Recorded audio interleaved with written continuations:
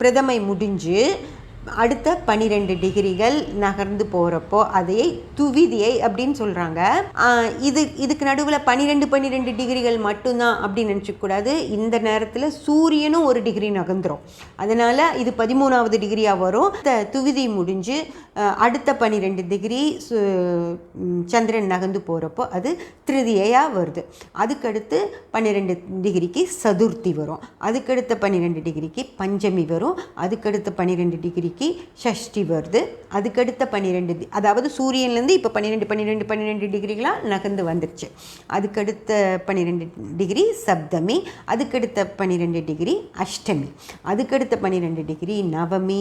அதுக்கடுத்த 12 டிகிரி தசமி. அதுக்கடுத்த 12 டிகிரி ஏகாதசி.